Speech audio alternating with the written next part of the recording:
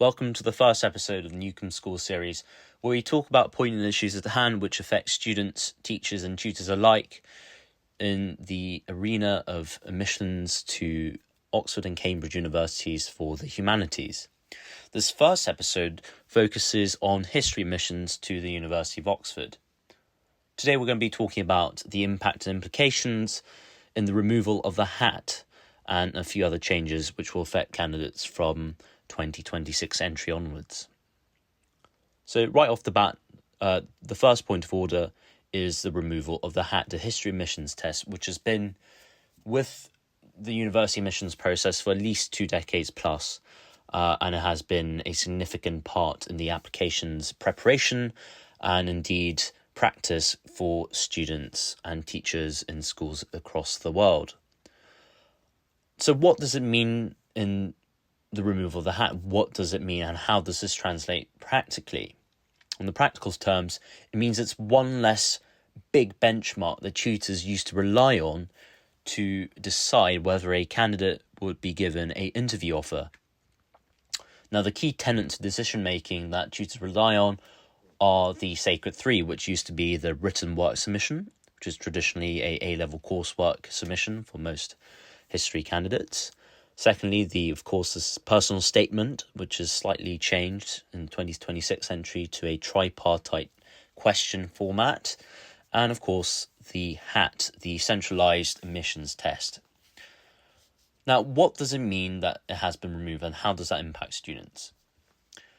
To get to forgetting about the nuts and bolts and getting to the core question at hand and really analysing the effects of this, bluntly said, the removal of the hat will favour students who are more natural orators rather than writers. In previous years, the hat has been a place where writers and those with great historical potential who are able to express themselves well in writing would affirm the decisions that tutors used to make of the written work and personal statement. It would work as a confirmation tool for tutors to really decide how a candidate would be given an offer or not.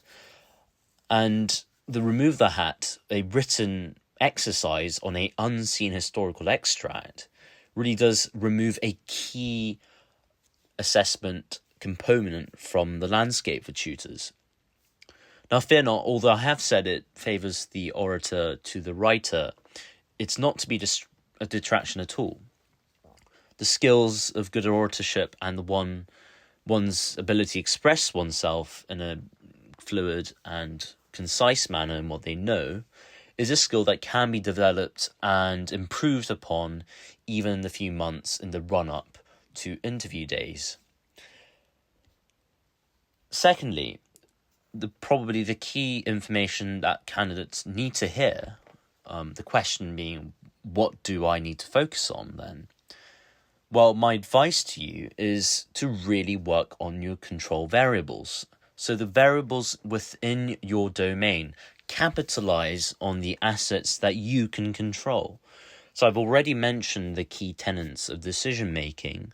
While going back to that, if you're doing your written work, do your best in that coursework submission. It's the one refined domain in your A-level syllabus in which you are given multiple chances to refine and improve upon your work towards a full 40 out of 40 or full mark, whichever mark score you are based upon or marked off in your A-level syllabus. You should be aiming to get 100%. The coursework is the one place where you can guarantee 100% mark, and candidates should be striving to get 100%.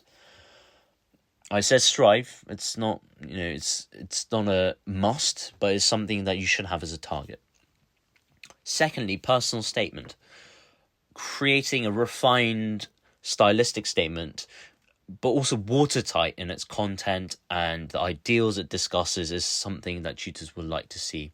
Especially in this tripartite format, it actually helps candidates to really answer the question at hand. And by having questions to answer, as opposed to the previous formats of it being a free-flowing statement on a whim, gives candidates a domain which then they operate within, rather than becoming a free-form canvas, which can run into a lot of rambling and going off-piste. So number 3, what do you think about the future? Well, my thoughts about the assessment and admissions process: I think the most likely scenario for Oxford History is that there'll be an inclusion of a further second interview. Other non-assessed humanities like History of Art already have 2 interviews. They do not sit an admissions test upon examination and assessment entry. Instead, they have 2 interviews. And at the venerable other University of Cambridge, I believe most colleges operate on 2 interviews, in addition to the HAR, which is their own admissions assessment. Another alternative scenario is that they have a further written piece required, which is also what History of Art does, but it's far more unlikely. It's more likely that tutors will implement a second interview, which will mirror what the HAT had previously achieved. So, what does this mean in the interim? Well, tutors will have to assess what had been done in the HAT in an oral capacity. So we'll see tutors probably introducing a rogue source to talk about, probably within their own expertise in the interviews. So that means there's more leeway for tutors to really guide where they want to take the students to in the sources.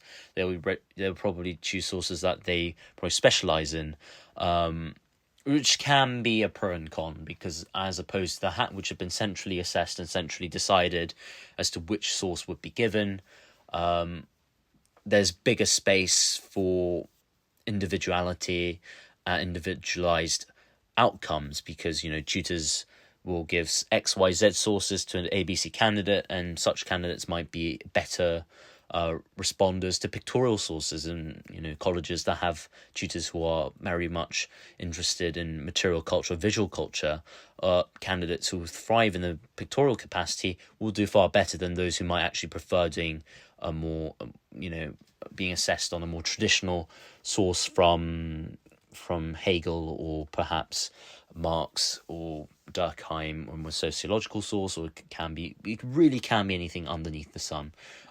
So there is that slight leeway / advantage point there, or disadvantage point. It really does put it up to taste for the tutors. So this is why I do believe the removal of the HAT is a wrong step, not a wrong step, but perhaps not the right step, as to what they're trying to achieve. And I wouldn't be surprised if the HAT were to return in the near future. Oxford is not allergic to trying out new things and reverting back to its old ways. So it may reintroduce the HAT. Who knows?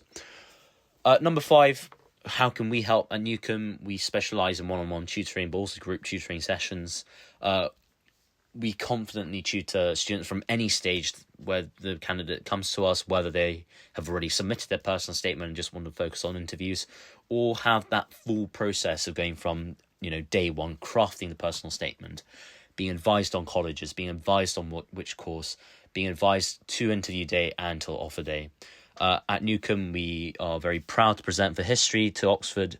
We hold a 100% success rate for 2025 entry cycle. Not just history, single honours, but also joint honours. We had the pleasure of tutoring several joint honours history students as well. So our expertise are wide-ranging and indeed variable.